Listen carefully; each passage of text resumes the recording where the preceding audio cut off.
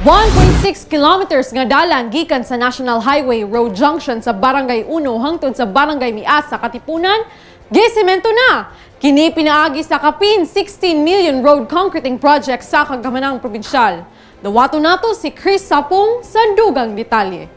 Adunay unom ka mga barangay dinhi sa lungsod sa Katipunan ug upat sa lungsod sa Rojas ang makabenepisyo nining kapin 16 milyones nga road concreting gikan sa kagamhanang probinsyal. Niini hapsay na unya ang pag-agi sa mga lumalabay ug dili na sila magkalapok panahon sa tingulan.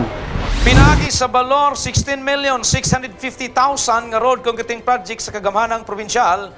Ubos sa pagdumala ni Governor Roberto Uy, Gisemento na karun ang 1.644 kilometros nga karsada gikan sa National Highway sa Barangay Uno hangtod sa Barangay Mias, lungsod sa Katipunan.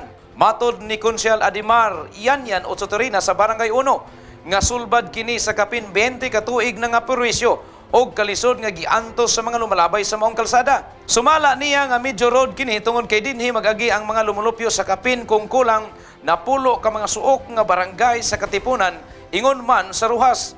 For more than 20 years napasagdan ning Dalan, which is major road ni siya kay gamit man ni siya sa mga barangay sa Mias, Nanginan, Matam, Balok, ingon man sa Malasay, ingon man sa other parts sa Rojas. So gamit na siya, and especially doon siya sa eskwelahan, ang mga kabataan nato na perwisyo gyud sa dugay nga panahon nga wala kini naatiman, wala kini nakitaan.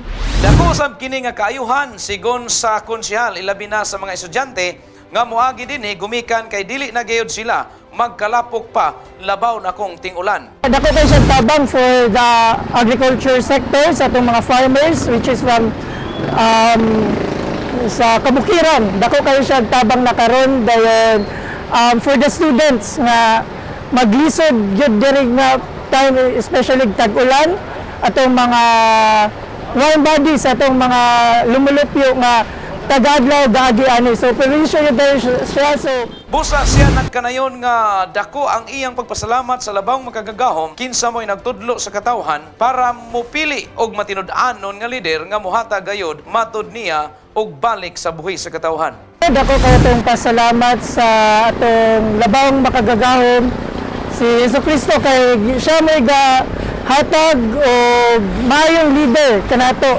Siya mo'y nagtudlo sa katawhan para mupili og adunay kasing-kasing og kana muhatag yun og balik kung unsa man ang tax nga gibayaran sa katawhan iya yung gibalik diri sa Katipunan.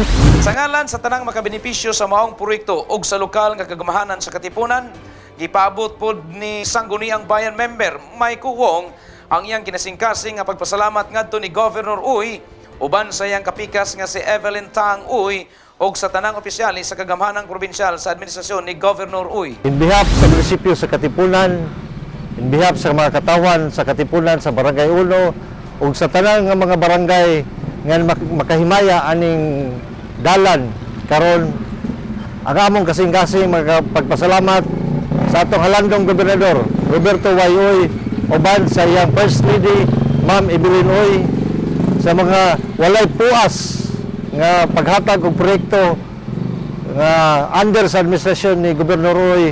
Ato yung nakita dili lang diri sa Katipunan kundi sa entire probinsya ug basta Uy ang magdumala daghan jud ang project. Ipambit niya nga kini nga proyekto na tumaw sa resolusyon ni Konsehal Ochotorena diin kini iyang gisuportahan o gipalig-on pinaagi sa pagpasa og laing resolusyon gikan sa Sangguniang Bayan sa Katipunan. Kani na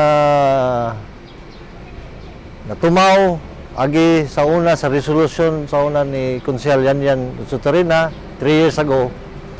Dayon pagkabalik nako pagka-konsehal sa lungsod sa Katipunan, amo nakita nga kani mamoy gateway to the barangays of Katipunan and Rojas. Ug ako sa nakita nga naaman sa akong tugkaran guba kay dalan, inigting-ulan, lapok kayo. Motong ako usab nga nagpasaka og usa ka resolusyon last year nga nag-awag sa atong halandong Gobernador Roberto Uy nga simintoon niya gikan sa junction diri sa National Highway paingon sa Mias. Nabunga na jud ang among resolusyon nga gipasaka nga isponsoran sa inyong ubos nga higsoon.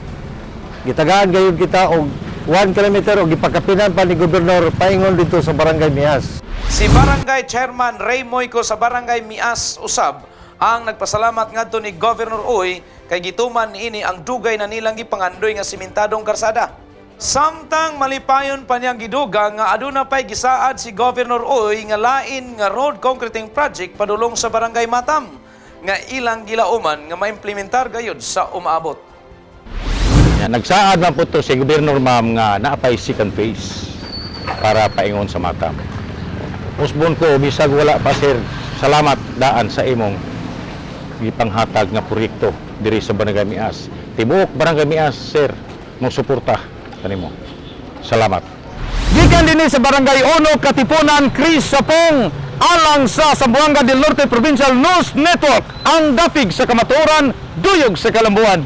Aron ma-update kamo sa tinuod nga mga balita ning atong probinsya, please like and follow our Facebook page, Provincial Information Center, Zamboanga del Norte. Pwede usab ninyo kining i-share aron mas daghan sa atong katawhan ang makahibalo sa tinuod nga panghitabo dinhi sa atong probinsya. Mag-comment usab kamo aron mahibaw-an namo ang inyong reaksyon o opinyon. Kini si Shariza Haralvez sa Zamboanga del Norte Provincial News Network, ang dapig sa kamatuoran, duyog sa kalambuan.